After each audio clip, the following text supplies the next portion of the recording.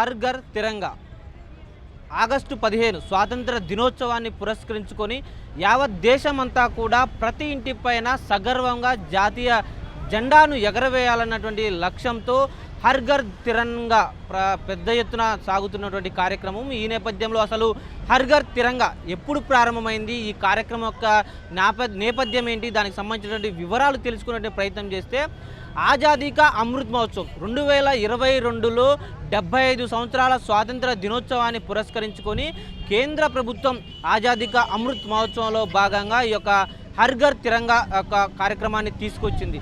ముఖ్యంగా ఇందులో జాతీయ జెండా యొక్క ఆవశ్యకత, జాతీయ జెండా యొక్క గొప్పతనాన్ని నేటి తరానికి తెలియజెప్పడంతో పాటు సగర్వంగా మన దేశ గౌరవాన్ని, అదేవిధంగా మన జాతీయ జెండా పొగరుని మనలో లీనం చేసే దిశగా ఈ యొక్క ప్రతి ఒక్కరూ జాతీయ జెండాను ఎగరవేయాలనే లక్ష్యంతో ఈ యొక్క హర్ ఘర్ తిరంగా కార్యక్రమాన్ని ప్రధాని నరేంద్ర మోడీ ప్రారంభించారు. ఆ తర్వాత గత 4 ఏళ్లుగా దేశవ్యాప్తంగా కూడా ఈ హర్ ఘర్ తిరంగా కార్యక్రమంలో భాగంగా ప్రధాన నగరాల్లో పెద్ద ఎత్తున ర్యాలీలు, ప్రతి ఇంటి మీద కూడా జాతీయ జెండాను ఎగరవేయడము, ముఖ్యంగా సామూహికంగా అంటే కళాశాలలు కావచ్చు, సంస్థలు కావచ్చు, ప్రభుత్వ సంస్థలు కావచ్చు, ఇలా పెద్ద పెద్ద కార్యక్రమాలు కార్యాలయాల్లో ఈ యొక్క జాతీయ జెండాలను ఎగరవేసి ఆగస్టు 15 ముందు రోజుల్లో పెద్ద ఎత్తున జాతీయ జెండాను దేశవ్యాప్తంగా రెపరెపలాడిస్తున్నారు. అయితే గతంలో ఈ జాతీయ జెండాను ఎవరు ఎగరవేయాలి, ఎవరు ఎప్పుడు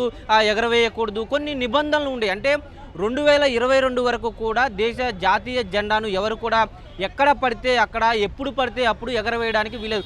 మనం చూస్తుంటాం సాధారణంగానే ప్రభుత్వ కార్యాలయాలు కావచ్చు, ప్రభుత్వ సంస్థలు కావచ్చు, అదేవిధంగా పార్టీ కార్యక్రమాలలో కావచ్చు, అక్కడ మాత్రమే జాతీయ జెండాను ఎగరవేసేవారు. కానీ ప్రతి ఇంటి మీద జాతీయ జెండా ఎగరవేయాలంటే కొంత ఫ్లాగ్ కోడ్ అనేది అడ్డొచ్చేది. దాన్ని 2002లో సవరించి ప్రతి ఒక్కరు కూడా దేశ జాతీయ జెండాను ఎగరవేసేందుకు వీలుగా కొన్ని నిబంధనలు సడలించారు.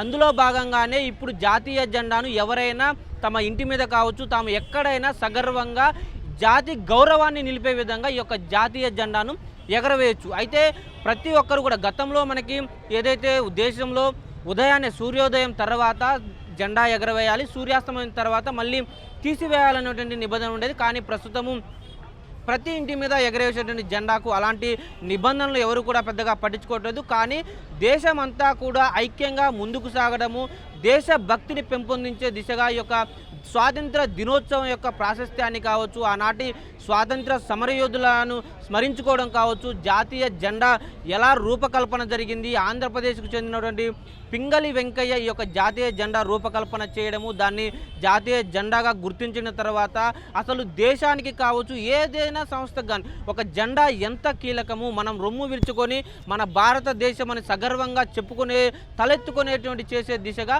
ఈ యొక్క జాతీయ జెండాను మనం చూస్తాం. కాబట్టి ప్రతి ఒక్కరు కూడా దేశ ఐక్యతలో భాగమవుతూ జాతీయ జెండాను గౌరవించే దిశగా కూడా ప్రతి ఏటా ఈ యొక్క హర్ ఘర్ తిరంగా కార్యక్రమం జరుగుతుంది. అంతేకాదు ఈ హర్ ఘర్ తిరంగా కార్యక్రమము ప్రతి ఏటా జరుగుతుంటే దీంట్లో ఉపాధి అవకాశాలు కూడా మెరుగుపడుతున్నాయి. ఎలా అంటే ఎక్కువ మంది ఉపాధి హామీకి సంబంధించిన మహిళలు కావచ్చు, వారందరికీ కూడా కుటీర పరిశ్రమల ద్వారా లక్షలాది కోట్లాది జెండాలను తయారు చేసేటువంటి అవకాశం దక్కింది. ఎందుకంటే స్వాతంత్ర దినోత్సవ వేళ ప్రతి ఒక్కరి చేతిలో జాతీయ జెండా కనపడము, ప్రతి ఇంటి మీద కూడా మువ్వెన్నెల పతాకం రెపరెపలాడుతుందంటే అదంతా కూడా కుటీర పరిశ్రమల నుంచి కావచ్చు, మహిళలకు ఉపాధి అవకాశాలు, వారు తయారు చేసినటువంటి జెండాలన్నీ కూడా ఉపాధికి ఉపయోగపడుతున్నటువంటి పరిస్థితి అయితే కనిపిస్తుంది. మొత్తంగా హర్ ఘర్ తిరంగా అనేది దేశభక్తిని పెంపొందించడంతో పాటు భావి తరాలకు జాతి ఔన్నత్యాన్ని కావచ్చు, ఈ యొక్క జాతీయ జెండా మువ్వెన్నెల పతాకంలో కుల మత వర్ణ భేదాలు లేకుండా ప్రతి ఒక్కరము ఒక్కటే,